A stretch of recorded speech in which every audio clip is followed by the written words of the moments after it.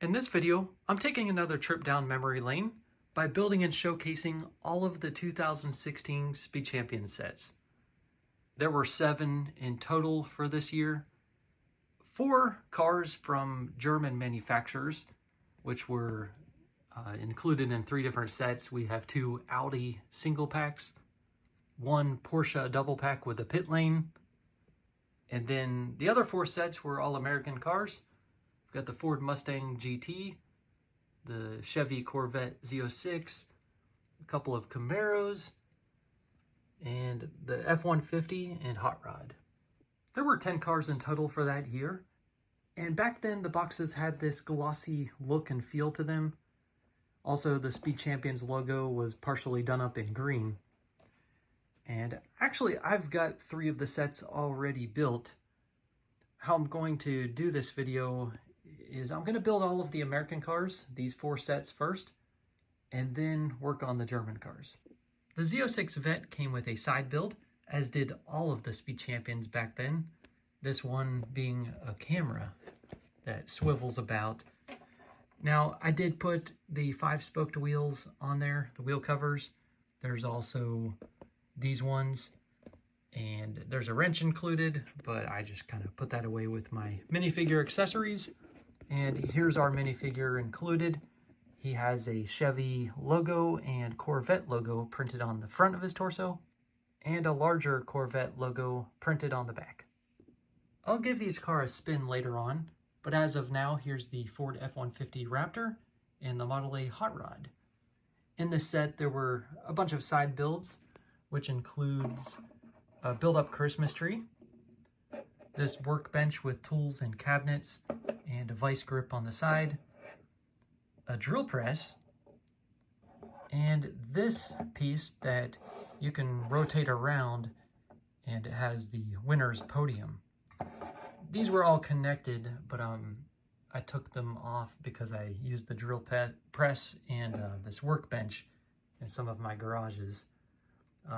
There's also an engine hoist, a cart for rolling around an engine. An engine, this is actually an extra one, so you can swap out the Model A's engine with this one, or vice versa. And there were 4 minifigures included in this set. The 2 minifigures on the right are the drivers, and they have Ford emblems printed on their torsos. We have a race official and a mechanic/welder. And here's a look from the back. No hair pieces were provided in this set. The F-150 Raptor appears to have a lift kit, and it also has working suspension with the help of these 2 red rubber bands. Now, honestly, it's a great play feature, but it looks better on display without the lift kit. The wheels and tires look a bit too small when lifted up into the air, and I feel like they need to be spaced out more. That's why you push down, and they do space out a bit more and look a bit more to size. Also, we've got the tailgate that has an opening feature, and of course the trailer hitch, which will tow the Model A. I'll give you a demonstration of how the trailer works. First, you put the ramps down, drive the Model A Hot Rod up. You're going to have to provide a little bit of assistance over these exhaust pipes. But then once you get those exhaust pipes past the ramp, everything's smooth. And it's just a good feel of driving this up into place where the wheels will sit in the front. Then you put the ramps up, and you're on your way. Now, to get it off, it's actually a smoother process. You don't get caught up on the exhaust pipes. The trailer provides a lot of fun playability. Back when these Speed Champions sets were more of play sets and rather than just display models. Now you can detach the trailer, rotate this knob to prop it up, and just sit loose from the truck. The Model A Hot Rod has an extreme rake to it, which makes it fun. It makes it look fast. It has exhaust pipes coming out both sides. Love the engine details going on there. The window is just a 1x4 trans brown brick, I believe. The doors are functioning. They've got flame details printed on. And here's a look at the back. Pretty simple, but very fun. And of course you can use the truck bed to haul things, such as a drill press and an engine. This set retailed for $50 US back in 2016, whereas the single car packs were $15. This drag race with the Camaros was $30. And back in that same year, do you remember when Toys R Us did these build-and-takes? Perhaps you're too young. Well, this was a Speed Champions one. It's called the Winner's Podium. Contains 40 pieces. And I like how the checkered flags are printed on both sides. Now I'm going to build the 5.0 Generation 6 Mustang. This is what it looks like when you're opening the set for the first time. However, this is not my first time opening this set. More on that in just a bit. The set comes with a very simple side build, and the minifigure is exactly the same as the F-150 driver with the exception of the head, and that head is two-sided. The car itself, well, it's pretty cool, but definitely relies on stickers. I didn't apply any stickers yet, and look how blank it is. There are extra wheel covers as well, but now let's get those stickers added. There we go. I've got it all stickered up now. Now we can tell what kind of car this is. Got the headlight details, the 5.0 badge on the sides, GT emblem on the back, taillights, and of course the stickered windows. It's kind of funny that it's got one solid stripe for the racing stripe, and it always bothered me that it didn't have a spoiler. Now, going back to that comment that I made about building this set before, well, I did, but I did modifications to it. So I've got the spoiler added to it, and instead of one solid racing stripe, I used 1x tiles and slopes to create an effect that there's actually two stripes on the car, though I didn't space it out because, well, it's only a 6-stud wide car. So these were my modifications. I used a Mustang badge on it. That was an extra piece from this one, and that's a really cool Mustang in itself. Also added an exhaust tip, oversized of course. And the reason I made these modifications is because this is what my first car looked like. This is what I drove when I was a teenager.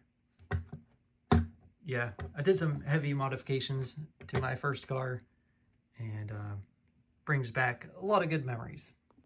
I actually reversed the tiles of the inlet detail on the hood the other way because my first car was actually a 5th generation Mustang, and it had silver stripes, deep dish wheels. That's why I left the wheel covers off of it. Yeah, again, a lot of good memories. Well, I went further back down memory lane than I originally intended. Here's a look at then and now. Now being the 2024 Dark Horse, which is the 7th generation Mustang. And now on to building a couple of Camaros.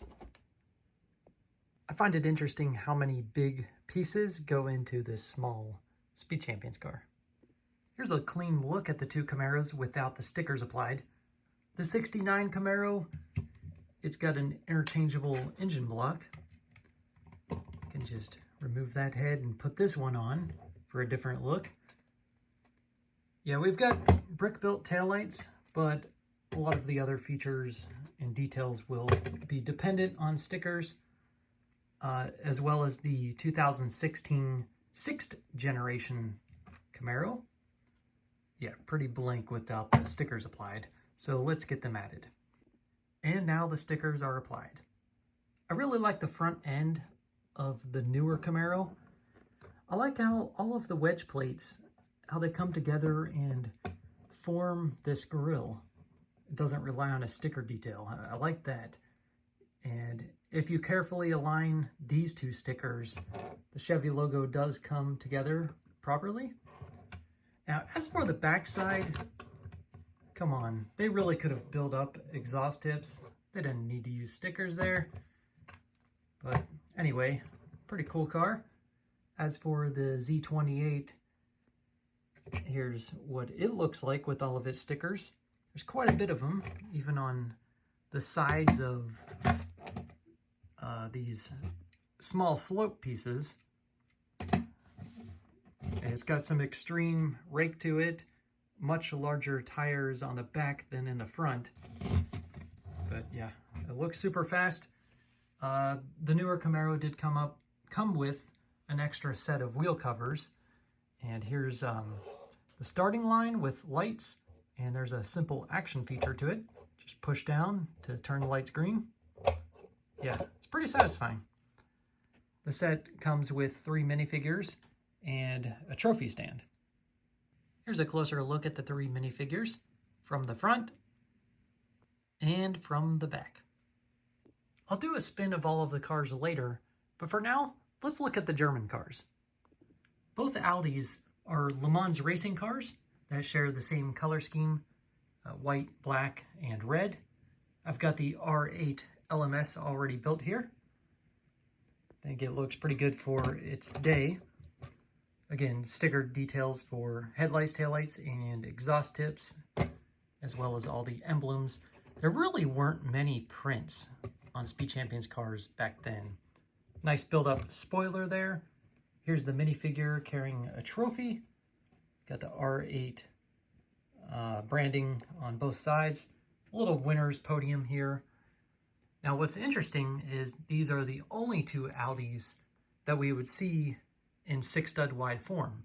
We wouldn't see another Audi until the S1 Quattro in 2020 when they converted to 8-stud wide. At this time, I will be building the R18 e-tron Quattro. I have not applied the 30+ stickers to the model yet, but here's what the R18 e-tron Quattro looks like without it. Looks pretty cool. I like the printed windscreen. It's the only printed piece on the car. It could have used more paint application though, a little bit thicker. The driver has the e-tron Quattro Audi Sport on his torso and the 4 rings on the back.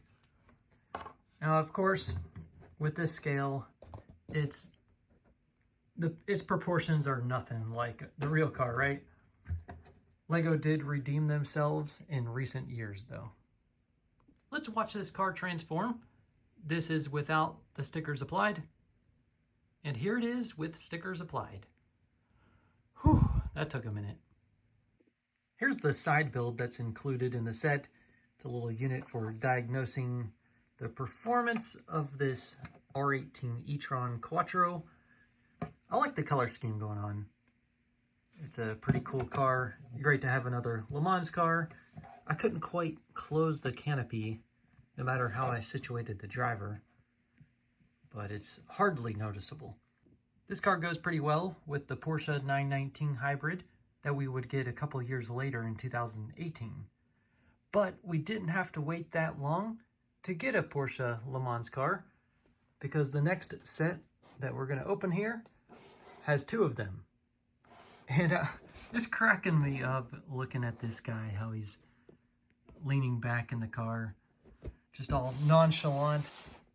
And then if you look at the back of the box, there he is again in the pit, and he ends up winning the race.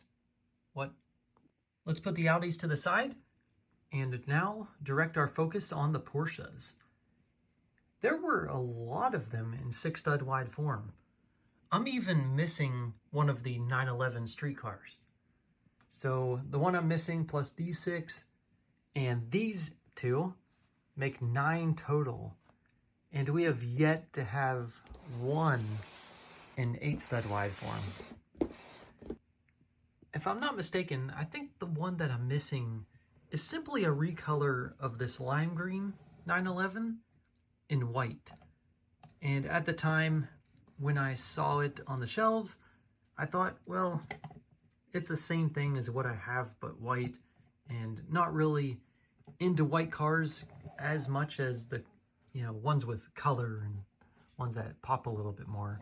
Especially when this happens, it has a little bit of sunlight damage on some of those white bricks, and it's hard to replace them when there are stickers on them. Well, that aside, let's focus on this set now. There are 6 building stages included. Judging by all of the red pieces and wheel elements, I believe that first bag will be the build of the 917K, that vintage Le Mans car. Bag 2 will probably be the 919, and then 4 bags for the pit lane. So there's quite a bit of parts used to build up that. Looks like there's things to do on both sides, and I like what I see here. Not the enormous sticker sheet, but the fact that it is in this bag and it's not all bent up, as well as the manual. Some of those other manuals in the little sets were so folded it was hard to keep them straight while building the car. This is so much better. And check this out. Prints. This car is pretty cool. And you haven't even seen the best part yet. Unless you built this for yourself. Look at that back end. Do you see the way the taillights are assembled? Yeah, they're using droid arms. That's so cool. The back end, everything about it looks really cool. Very unique build. As with the vintage 917K, the modern 919 Hybrid also has a printed windscreen. The 917K did not have wheel covers, and I think that provides a good look for it. This one does, and here's an extra set if you choose to swap those out. I've got the set all built, just one more thing to do. And there we go. And that's the power of video editing. In reality, it took me quite a long time to build all of this and get all of the stickers lined up correctly. The set retailed for $70 US back in 2016. It includes these 2 cars, the garage / pit lane. The pit lane's on the other side. I'll show you all of that and how it works. Here's a simple podium build, and the set includes 5 minifigures. We have a race official, 2 drivers, and 2 team members. There are no alternate expressions or alternate headgear. Oops, I lied. There is an alternate expression for this figure. Why would she be sleeping on the job? All right, now it's time to put the drivers into their cars. Even this cocky one, who will lean all the way back. Centered in the garage is a working car lift, and I'll demonstrate a car driven onto it in just a minute. Over here on the left, we've got a cart that can be removed from a jumper plate. It's carrying 2 extra wheels and tires. Under this light is a trophy that's displayed. We've got a toolkit that's spread out through the drawers and cabinet and hanging on the wall there. On this side, we've got a fire extinguisher, a sign used for the pit lane, a cluster of monitors for the team to monitor the car's performance and the race details. We've got chairs for the team, and over here, we've got some diagnostic equipment. And on the other side is the pit lane. Now, I think this looks pretty good. It's pretty sizable and feels complete. Up above, we've got the sign and a light fixture. And right here, there's a lot going on with it. You can slide these air hoses around. I've got this air tool attached to quickly remove the lug nuts off the wheels. And it can slide on this rail so you can get the wheels on both sides. I believe this is a fuel hose. Over here we've got some sponsors done up with stickers. And on this side, I believe those are the drivers' names. Here's how the pit lane works. You have your driver pull up to the stop right there, and then the other mechanic could Is what? Sleeping on the job? Well, assuming she wasn't sleeping on the job, she'd be removing some lug nuts. Choo-choo, choo-choo. And then on this side, choo-choo-choo. Same on the front. Well, maybe we need some more people in the pit crew. Well, anyway, if there's problems with the car and you have to go into the garage, we've got the ramps down right there. All right, this is my first time trying it. Just drive up on. Hey, it worked well. Oh yeah, this apparatus up on top had this 919 stickered flag as well. It's actually really smooth how this car rolls up onto the lift. And then the wheels are locked into place via some cheese slopes. And then you lift up the car like that. Underneath the lift, attached to a jumper plate, is this cart, which I guess a mechanic can roll under the car with, but it sits really high off the ground. I don't think you need to do that. Let's try this other car, see if it's just as smooth. Well, not so much clearance, not as smooth, but it does fit. That's what it looks like. For easier storage, you can simply close this garage up and it clips into place, and it's a little bit more compact. That actually is a pretty good look, looking down into it too. If you're one of those people that likes having walls on all four sides, I think this provides a nice look. Well, there you go. That's the entire collection of 2016 LEGO Speed Champion sets. I'll finish off this video by giving each vehicle a spin. Too many Generation 1 Speed Champions cars rely too much on sticker applications to provide the necessary details, rather than being brick built or having printed elements. And that's a shame. Well, that's no exception with the Z06. All of the details are pretty much done up with stickers. That being said, an officially licensed Corvette was very welcome to the LEGO family back in 2016, and a pretty respectable car. All of the cars, and even this truck, have the same issue with the driver being centered in the cab, allowing no room for passengers, and it was very rare to get any side view mirrors. Well, at least this truck has some function. It's got the bed, the functioning tailgate, the trailer hitch to haul the trailer with the Model A hot rod.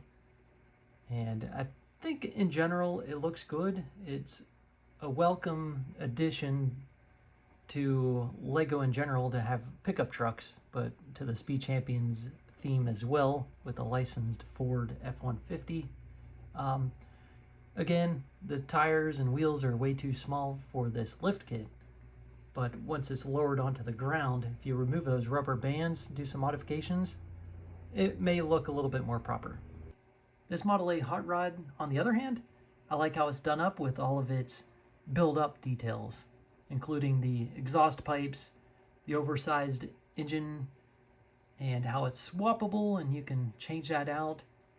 It's a nice feature, nice play feature. And also having the working doors with the flames printed on it.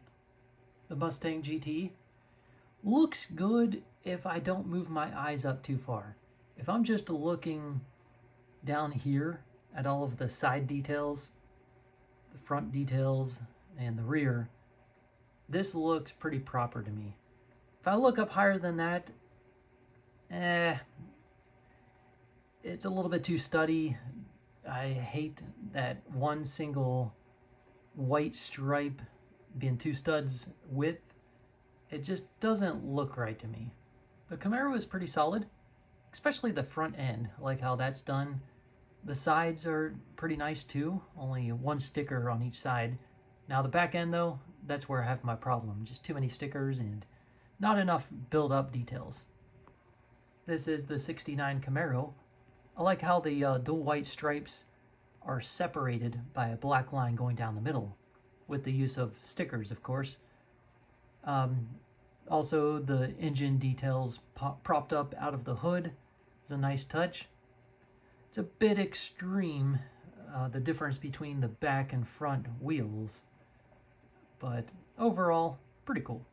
The R8, I think, is shaped up pretty nicely. I like how the rear wing is built, the color scheme going on. Though these red tiles with the white printing doesn't have enough opacity. It's nowhere near the color of white on the other tiles. The Audi e-tron Quattro is a pretty solid car. Like the colors going on with it as well, and some of the shaping. Of course, it's nowhere near proportional to the real thing, but in honesty, most of the 6-stud wide cars aren't, because they just don't have enough width and are limited to a select number of windscreens. I actually love the classic feel to this Porsche Le Mans racing car. Love how the taillights are done up and the rear wheels are exposed. Perhaps it's the real car that I'm in love with as well, but I think the Lego model is done really well as well. Really well as well? Oh well, farewell. Well, this is the last car, the Porsche 919 Hybrid. I think this looks really good as well. There I go again saying as well. But the driver leaning way back is a problem. Everything else looks pretty good to me. I think I'm getting really tired. So I'll end the video right there. Thanks for watching.